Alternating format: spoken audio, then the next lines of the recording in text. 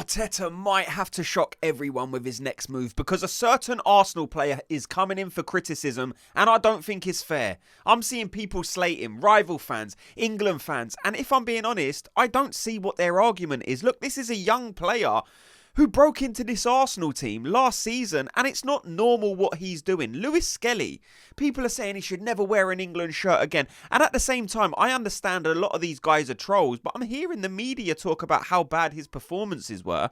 And I'm like, right, if we actually take a step back and look at the situation, he's an 18-year-old playing for Arsenal week in, week out last season. That's not normal. It's almost like he's so good for his age that people are now judging him. If you look back over the past 10, 20 seasons, it's not normal for an 18-year-old to play a crucial role in a title-pushing team. It's just not normal. So the fact people are criticising him and saying they don't see that he's a good player, is this the opportunity for Mikel Arteta to move Lewis-Skelly into the midfield? That's what I'm seeing being pushed by a lot of Arsenal fans. Look, Calafiori seems like he's sewn up that left-back position. With the introduction of Nkapie, who is now back from injury, we might see some rotation between Calafiori, Lewis-Skelly and Nkapie. So could Arteta make this simple move of moving Lewis-Skelly into the midfield to get the best out of him? I want you to let me know, because that is a conversation I'm seeing more and more.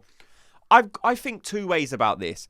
I mean, my first response is, yeah, let's see what the kid can do. He's obviously a very good central midfielder. He's played there for basically the whole of his young career, except for when he broke into Arsenal. Last season was the first season he's ever played left back, and he was brilliant. So having those attributes that he has in the middle of the park, I'm sure he can do a job. So that's my first response. But when I think about it a bit more, I'm kind of like, we've got a brilliant midfield. We have so many players waiting to play those positions. And at the same time, when you are a title-pushing team, is this the time for experimentation? Do we need to experiment with Myles Lewis-Skelly now? I guess there will be opportunities to do it, but I don't think we're at that stage yet. We have some crucial games coming up. People might say, well, it's only Fulham.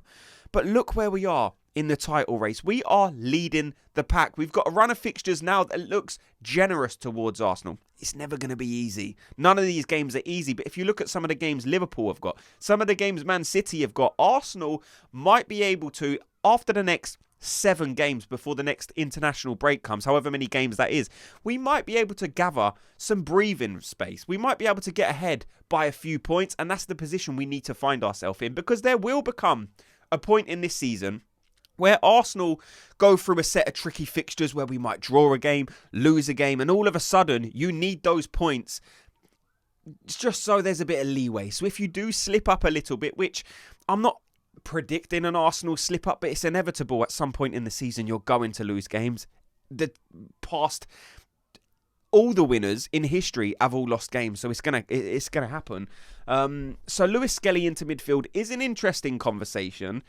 Does he possess the defensive capabilities to play in that 6 role? Yes, but does he offer the things going forward in terms of dictating play that Zubimendi offers? Does he have the athleticism that Declan Rice offers? Because if you're moving a player from left back into midfield, you can't just do it because you like the player. He has to be able to compete with the guys that are in that position. Just because it's a young player, it will allow you to use him, like I said, against some weaker teams maybe. But in the top big games, where I'm sure Lewis-Skelly will want to be playing, he has to compete for that position against players like Norgard, Declan Rice and Zubimendi. So if he can play that role as well as those guys, then I think we need to see it. But again, I'm just not sure that we're at the stage yet where we can start experimenting.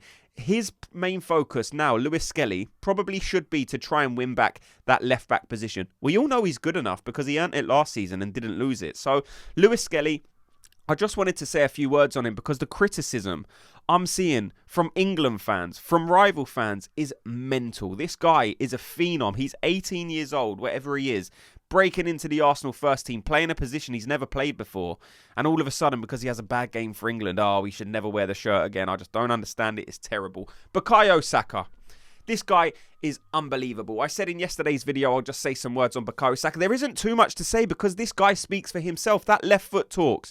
The goals speak for themselves. The assist speaks for themselves. Bukayo Saka comes back from injury and the guy starts producing. That's what Bukayo Saka does. He produces.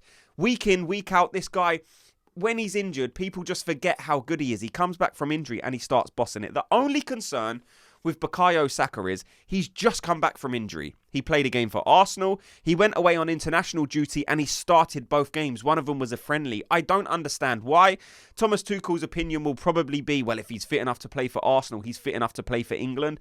But there needs to come a point where someone has to take the decision to rest Bukayo Saka. Now, look, the physios, the scientists, they are far more intelligent than I am. So if they're saying he's fit enough to play, then he's fit enough to play. But I just don't want a relapse of an injury because we've lost Bukayo Saka a couple of times over the past couple of seasons. So it might be something that we need to manage. This guy was played a lot from early on because he is such a brilliant player. And I want to see him play as much as everybody else. But I'm just saying there's something that makes me think we just need to be careful because he has just played both international fixtures. We're playing against Fulham. I don't expect him to be rested for that game, but just manage his minutes, please.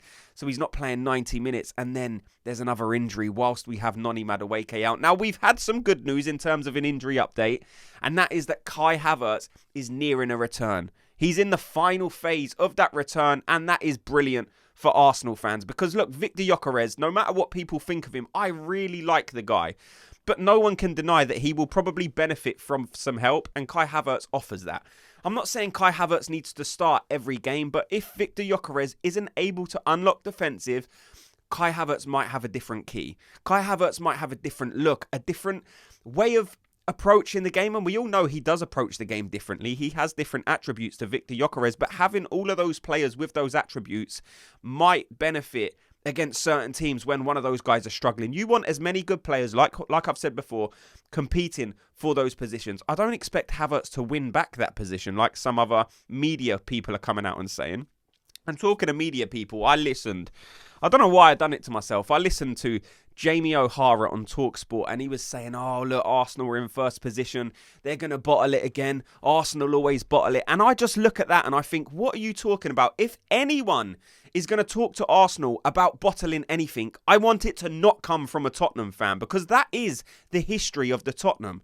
Tottenham have always bottled it. Even Chiellini come out and said it's the history of the Tottenham. So why are Tottenham fans talking to Arsenal, a far superior, far more successful football club, and trying to banter them and calling them bottlers? Imagine Tottenham, the small club next to us, calling us bottlers. I hear that and I think you are the biggest troll in the world, and I know they only do it for a reaction and it might have worked, but still, you cannot be talking to Arsenal fans about bottling anything if you're a Tottenham fan. Look, there's big games this weekend. The good thing is we play before Liverpool. We've got Fulham. I'm going to be doing a full match breakdown tomorrow, so make sure you're subscribed for that.